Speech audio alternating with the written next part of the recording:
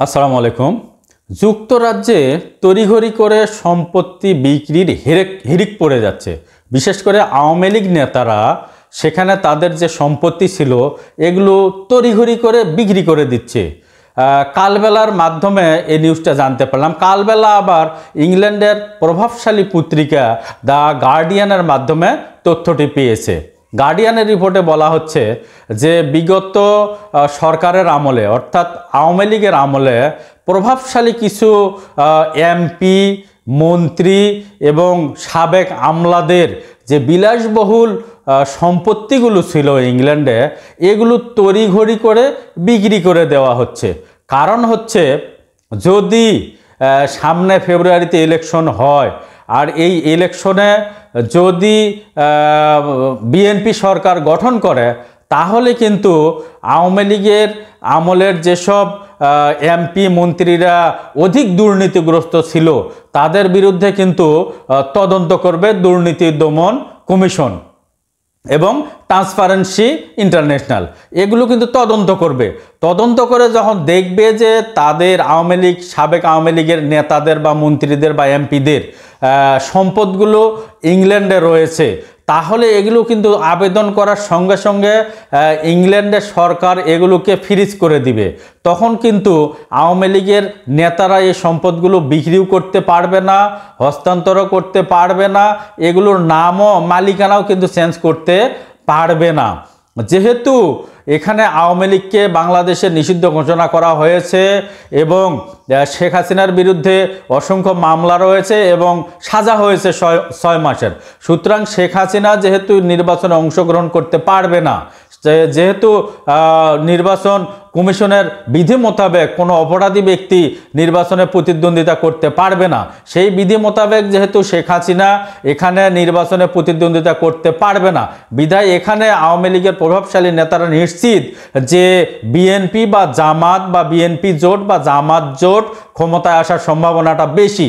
সুতরাং এই দলগুলো যদি ক্ষমতায় আসে তাহলে তারা কিন্তু দুদকের মাধ্যমে সাবেক আওয়ামী লীগের মন্ত্রী, এমপি এবং প্রভাবশালী ব্যক্তি এবং বড় বড় আওয়ামী লীগের ব্যবসায়ী এবং আওয়ামী লীগ মানে ঘনিষ্ঠ সাবেক আমলাদের সম্পত্তি, তাদের দুর্নীতি, তাদের যে সরকারের আমলে, শেখ হাসিনা সরকারের আমলে তারা যে অনিয়ম করেছিল এবং টাকা পাচার করেছিল, এগুলো তদন্ত করবে।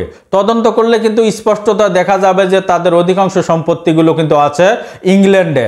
তারা ইংল্যান্ড সরকারের কাছ থেকে যেভাবেই হোক আবেদন করে এগুলো ফ্রিজ করে দিবে, বিধায় তারা তড়িঘড়ি করে সম্পদগুলো বিক্রি, হস্তান্তর করার কিন্তু চেষ্টা করছে।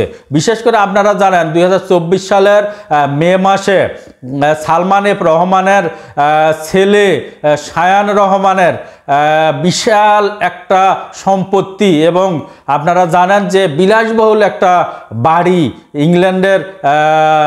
ইংল্যান্ডের NCA অর্থাৎ এটা হচ্ছে ন্যাশনাল ক্রাইম এজেন্সি, এটা কিন্তু বাজেয়াপ্ত করে নেয় অর্থাৎ ফ্রিজ করে দেয়।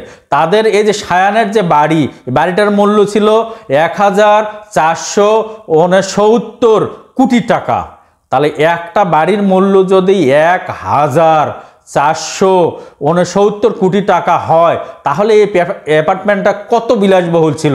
এটা কিন্তু ইংল্যান্ডের সরকার কিন্তু এটা বাজেয়াপ্ত করছে। সরকার বলতে ওই যে বললাম যুক্তরাজ্যের ন্যাশনাল ক্রাইম এজেন্সি এটা ফ্রিজ করে রাখছে। এটা আর এই শায়ান রহমান বিক্রিও করতে পারবে না, হস্তান্তরও করতে পারবে না। এরপর সেই সময়ে আপনারা জানেন যে সাবেক ভূমিমন্ত্রী সাইফুজ্জামান চৌধুরীর প্রায় 300টি সম্পত্তি NCA অর্থাৎ ন্যাশনাল ক্রাইম এজেন্সি 300টি নামি দামি সম্পত্তি বাজেয়াপ্ত করে। এখন এই সম্পত্তিগুলো বাজেয়াপ্ত করার মাধ্যমে আওয়ামী লীগের প্রভাবশালী নেতাদের ভিতরে একটা ভীতি কাজ করছে যে না জানি তাদের সম্পত্তিগুলো কখন এগুলা ফ্রিজ হয়ে যায়। এই জন্য তারা তড়িঘড়ি করে সম্পদগুলো বিক্রির চেষ্টা করছে। আপনারা দেখেন দীর্ঘ 15 বছরে এই সম্পত্তিগুলো তারা কিভাবে অর্জন করলো। তারা সাধারণ মানুষকে জিম্মি করে কত লোকের সম্পত্তি যে তারা জোর করে দখল করেছে, কত লোকের ব্যবসা বাণিজ্যতে আওয়ামী লীগ নেতারা জোর করে দখল করেছে। এই সম্পত্তিগুলো নিয়ে তারা ইংল্যান্ডে বিলাসবহুল অ্যাপার্টমেন্ট, বাড়ি গাড়ি করেছে। দেখেন অবৈধ হারামের যে আরাম নাই তার প্রমাণ কিন্তু এটা কিন্তু, অর্থাৎ তারা ইংল্যান্ডে সুন্দর সুন্দর বাড়িঘর, ব্যবসা প্রতিষ্ঠান, গাড়ি করার পরেও তারা কিন্তু শান্তিতে নেই। অল টাইম তাদের ভিতরে একটা অস্থিরতা কাজ করছে, কখন না জানিয়ে সম্পদগুলো ফ্রিজ হয়ে যায়। এই জন্য আমি পরামর্শ দিব যে যারা ক্ষমতাশীল সেনা আছেন বা ক্ষমতা যাদের আছে, তারা কখনোই দুর্নীতি করবেন না, সাধারণ লোকের উপরে অত্যাচার করবেন না, জুলুম করবেন না, তাদের সম্পত্তি দখল করবেন না জোর করে। করলে কোনো না কোনো একদিন আপনাদেরকে এই ধরনের ভোগান্তিতে পড়তে হবে। এই বলে আমি আমার কথা শেষ করছি। আসসালামু আলাইকুম।